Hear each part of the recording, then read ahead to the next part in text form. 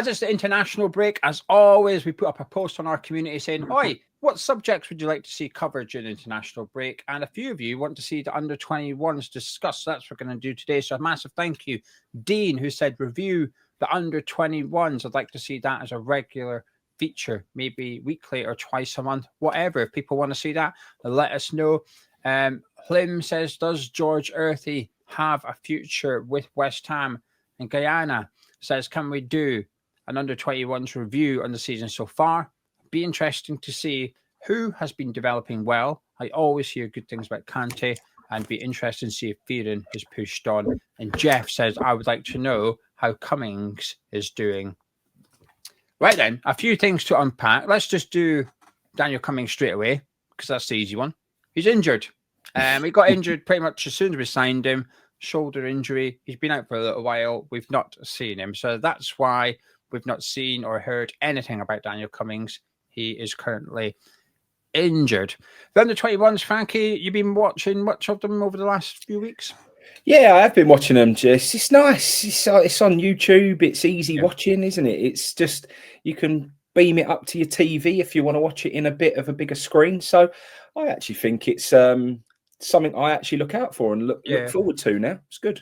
I enjoy it, right? And this is going to come across well, but I hope this is going to come across bad, sorry, and I hope people understand what I mean. I hope you're ready to agree with me. I enjoy it more because I'm less reactive. So, as I always say, emotionally, there's less there. That's maybe wrong. It's maybe just not as intense. So if they lose, I'm not bothered, right? If they get beat, it's not the end of the world. So when I'm watching, the senior team, I'm looking for good football and results. When I'm watching the under-21s, I'm looking for good performances from them individually. I'm looking forward to seeing play good football. And actually, if they play well and the individuals play well, and I look at some of the players that might step up one day at West Ham, they've had a good game, I'm okay with that. And if we win, great. And if we lose, it's not the end of the world. Do you know what I mean? My priorities shift drastically between watching the senior team and the under-21s. And therefore, I think I'm able to enjoy the under-21s more because I'm less likely to be disappointed. Does that make sense? Yeah, I think it does make sense. Yeah, I just like to win. I know you do. You're a bit more like that than I am. But the under-20, I'm happy just to see the young players play well. Yeah, and I get it, but it's enough nice when the first team might not be doing so well and the youngsters are on a bit of a run and you can just feel a bit better and get a bit of hope and positivity out of the young lot. I think I should add context to this. I remember listening to a couple of podcasts a few years ago, and I'm trying to wrap my brains as to his name.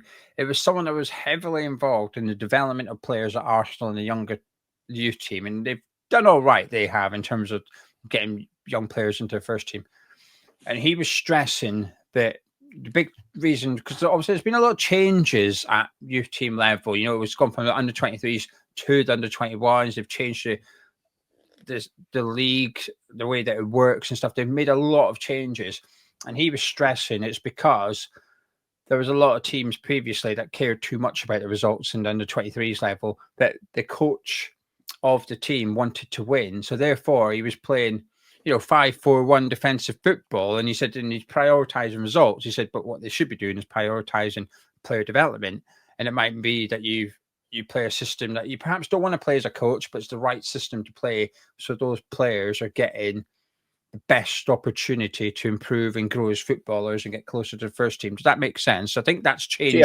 my perspective. Perfect sense. And I have this on a daily basis. So look, is this a good thing or bad thing? Player development is what everyone is really is putting so much emphasis on player development at the moment, and I fully understand it. So some people may have heard me talk about this before, but from grassroots football now, under 7s and under 8s are going to play freer-side football moving forward. So no goalkeepers, 3v3. And they say that the reason that they want to do this is because they'll get 500% more touches on the football. Now, we're already struggling with goalkeepers at grassroots football. Becomes a real difficult thing for us to find goalkeepers. Every team is desperate to find a goalkeeper. By having 2 years of having no goalkeepers, I don't think that's going to help matters at all. No. And then they don't actually have a league table now until they're 11 years old. So they say that would then make the results not as important. It means that people focus on development, equal game time, all of these things that they say is important for so on. So we're now getting to the stage where even up to under 21s, we're trying to not be bothered about results. Football is a winning mentality. Like, no wonder England don't win things anymore. Like, all we're interested in is this whole individualism and this player development. We're removing everything that there is about team camaraderie, about team bonding, about what it is to achieve something as a team. I see it all over, Geo, that even all these academies now at even at these younger ages, they just want individuals who have got 1v1 skills and boys who can play the ball and can play football and using their brains. They're just not interested in them. I'm not sure whether it's a good thing or bad thing, Gio, especially at the point where they get to under 21s level. Developing and instilling a winning mentality, I think there's a lot to be said for that. I don't like it, Gio. I think we should still go out there to win football matches. Yeah, I don't disagree, because I thoroughly enjoyed watching under 18s win the Youth Cup and win the league and stuff, and that team success was fantastic. There's no doubt about it. Anyway, we're going off at a tangent. Sounds like woke nonsense to me, Gio, is woke what it nonsense. Sounds like. There you go. There you go. Woke.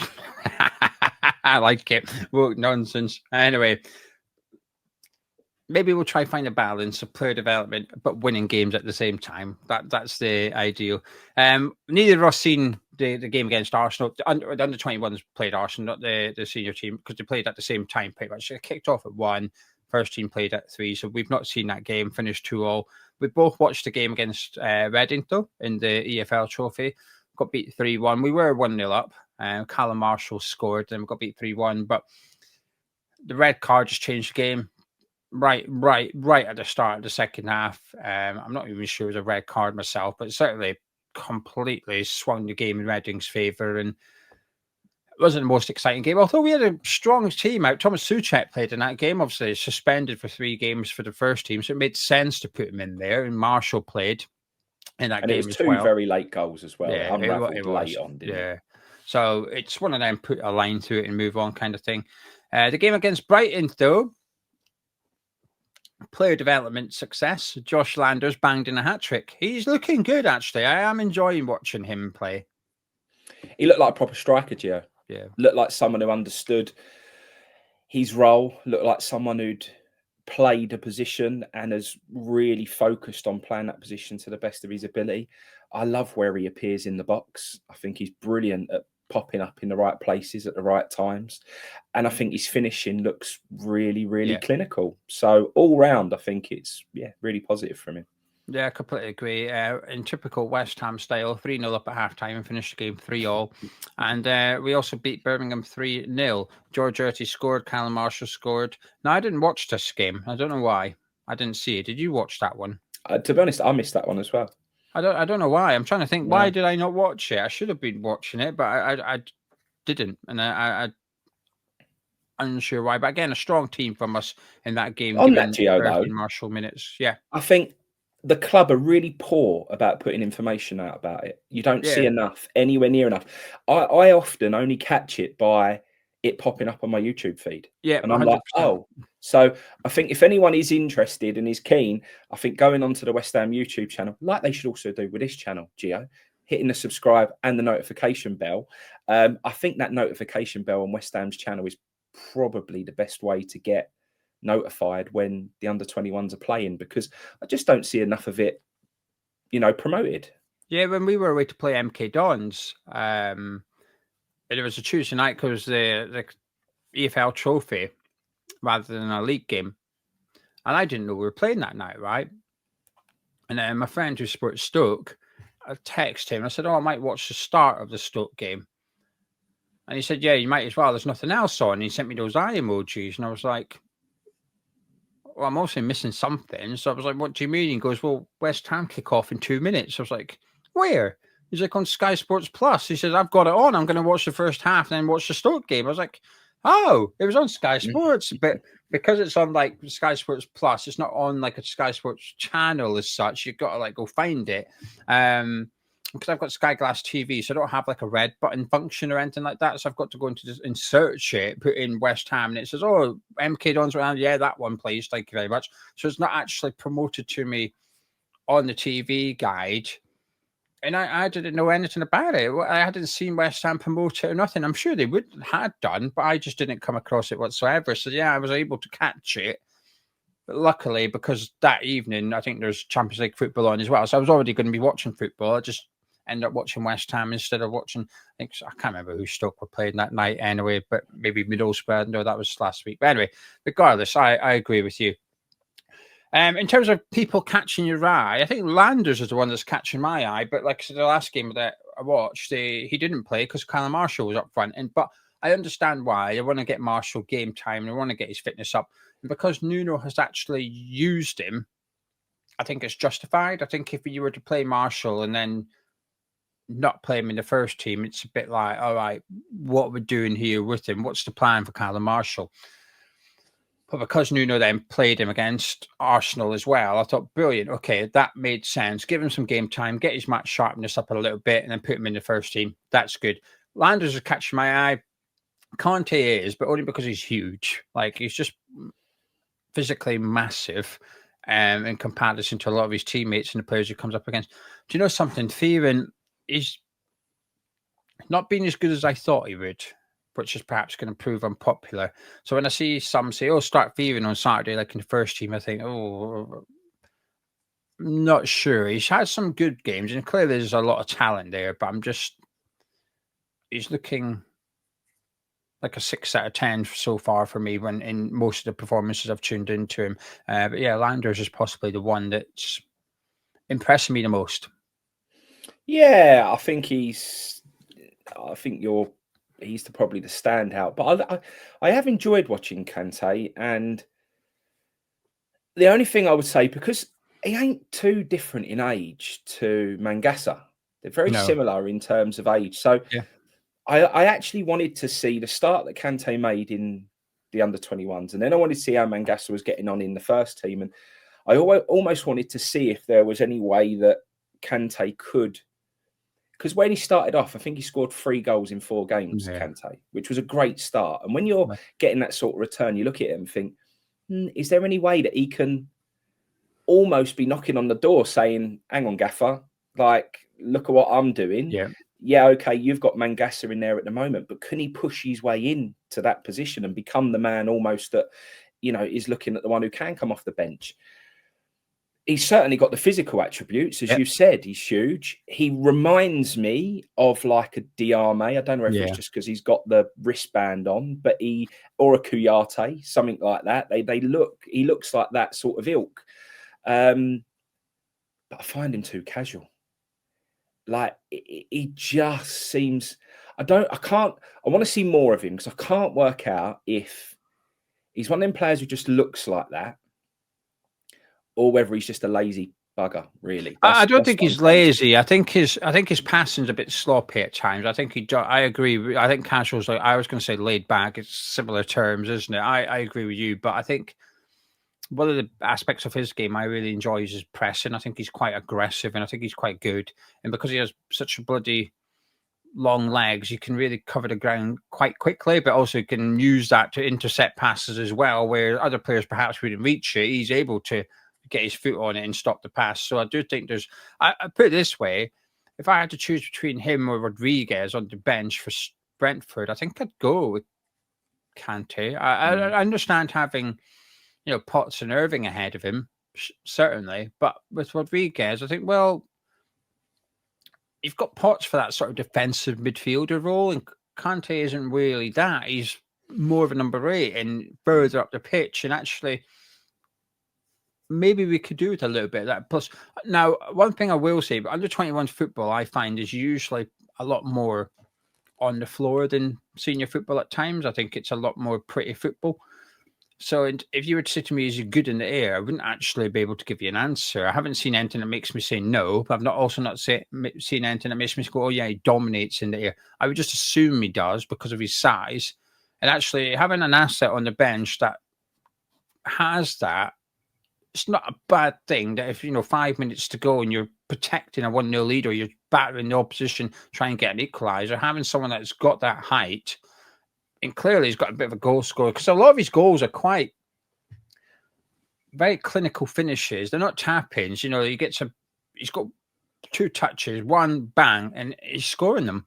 So, and you speak about momentum. He's got it individually. He's definitely in form at the minute. So yeah, certainly wouldn't be against seeing him. Obviously, we've got Souček back, so I'd imagine that'll hinder his development to some extent. But yeah, I wouldn't be adverse to him taking the position or the place of Rodriguez on the bench. That's for sure. Someone that Nuno's not really. He's not even played him yet. He's not given a minute, or Callum Wilson. So if that's the road you're going down, then maybe it's better to have players on there that you are going to play, even if they are inexperienced. Now, I've got a question I want to put to you, Frankie. Bit of fun. When we did Mug of Tea during the week, myself and Gonzo, someone asked, here's a list of 5 under-21 players, well, under-21 / senior players, or in the senior squad, right? 5 youngsters at the club. Do you think they'll make it at West Ham? Now, myself and Gonzo decided that the definition of making it was 50 appearances for the club.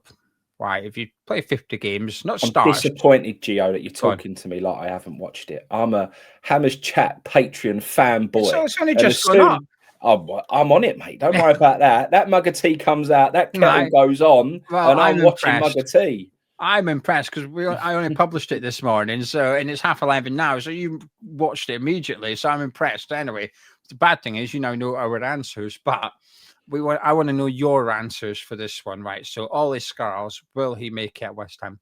He's already halfway there, I suppose. Yeah, he is, and it's one of those positions where you've got more chance than the others.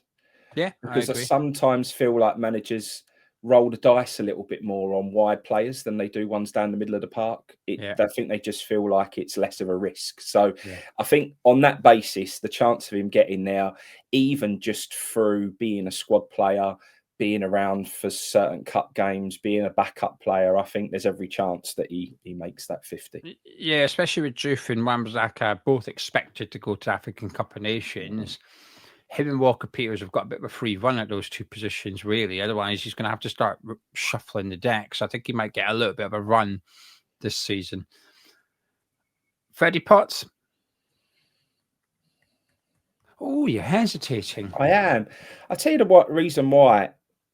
He had such a strong pre-season and still didn't find himself featuring. Yeah. And I know there's been a managerial change since then. I'm not convinced Nuno fancies him either at this stage. He's put him on in both games, though. So yeah, but it's a different thing, isn't it? Putting him on in both games. I don't know. I'm still hopeful, really hopeful. I was impressed. I would be in a midfield that's been a bit misfiring at the moment, to be honest. I felt like we would see him play more minutes. Not if he really fancied him, I think he comes on a little bit earlier than he has done, because I think a couple of our games recently, I've just felt they've been screaming out for change. Some of them at half time, different position, albeit I've thought the striker position could have changed. But I just feel like there's been opportunities to make those changes earlier. So I don't think he's that convinced. Yeah, and this is me being on the side of Freddie Potts and thinking about his career over a West Ham fan and what we want from him. We would love to see Steve Potts growing up for me, mate, was like the man. Being a defender and playing as a defender, I absolutely loved Steve Potts. So look, the romance of it and the thing that of him being a proper West Ham boy coming through, I would absolutely love to see it.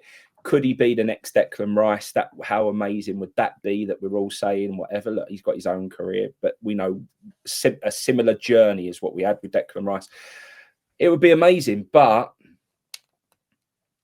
for his career and the age that he's at now, if he doesn't start seeing first team football, a bit more than what he is by come the end of the season, I'm afraid, mate, you might need to go and look somewhere where you are going to get it, because he had a great season last season. He played really well. Him not getting enough minutes is only going to stop him kicking on and being the best that he can be at this age. So, yeah, that's the only doubt in my mind, is I can almost just see us getting to the end of the season, and if he's not getting more of a chance than he is now, I would be knocking on that door and saying, am I going to feature or not? Because if not, then I need to go and play football somewhere else. So you're going to put him in the no I'm going to say category? no, just because I can just feel it coming. And what about Guilherme? I thought by now he would look like he... And look, there's players of similar height, similar build as him that learn to use their body in the correct way, are aggressive with it, and compensate for their lack of size, build, whatever you want to say. There are players that make it work. I'm not seeing him make it work. I see him come on and look really lightweight, not up to the Premier League's pace, physicality, and because of that, I just can't see it. Marshall?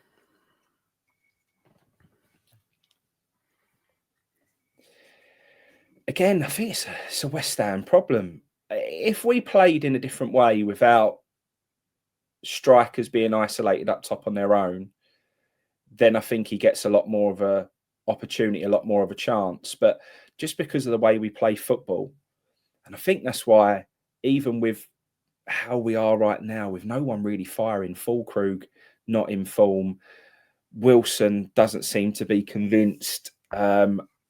You'd think that he'd be someone that we were like, but would you? So it gets to the weekend now and it's like, right, Wilson not available, Füllkrug not firing, who do you start? I think most people turn around and go Füllkrug, and it isn't because of the ability of the player.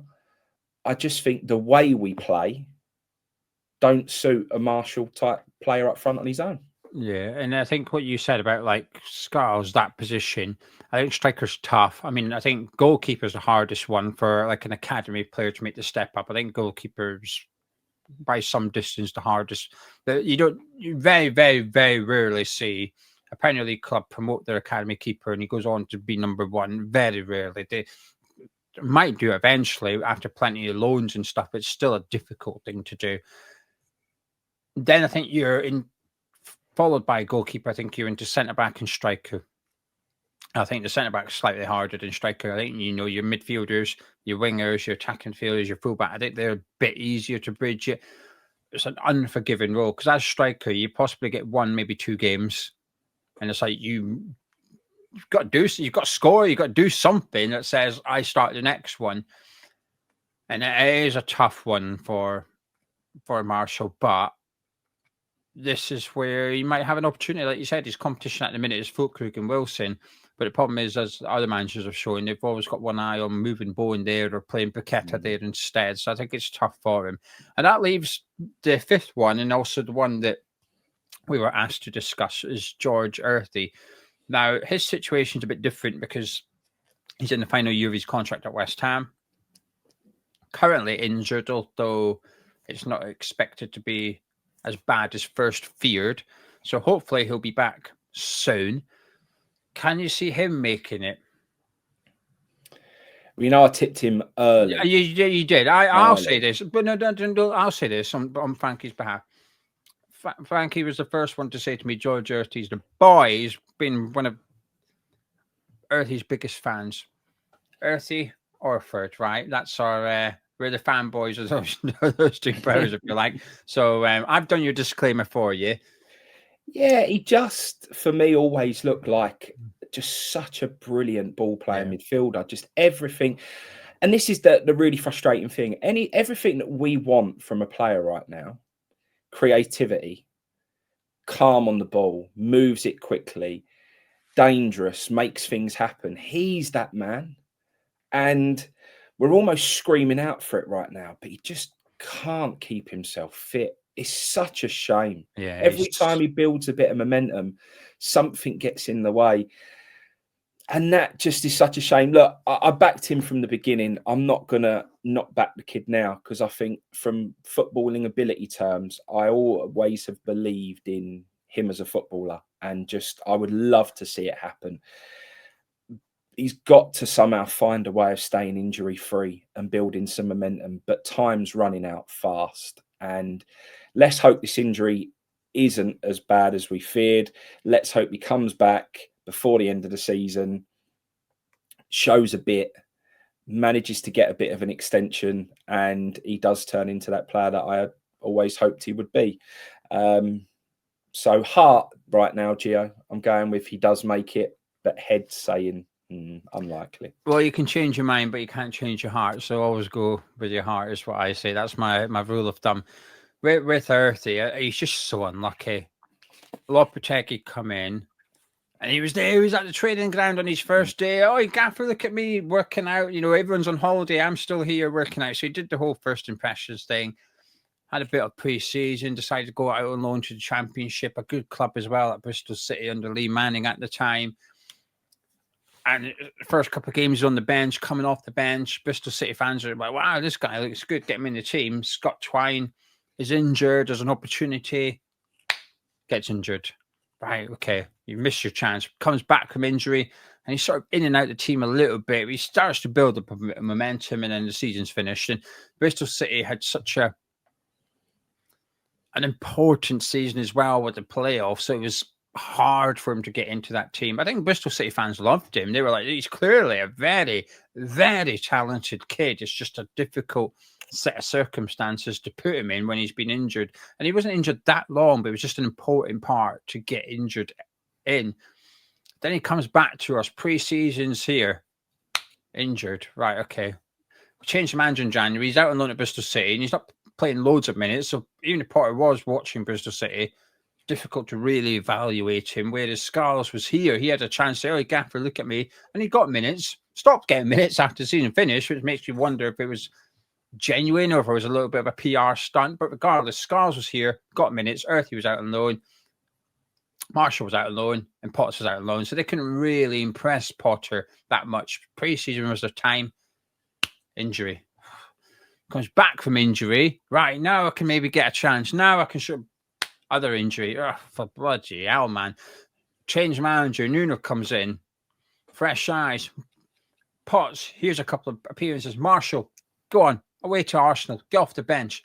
Earthy, currently injured. The kid's just unlucky. Whenever there's an opportunity and it's there you go grab it, he's unavailable. He's injured. I feel so sorry for him. I feel so sorry for him, because if this conversation was purely, do you think George Earthy has the talent to make it at West Ham? The answer would be yes.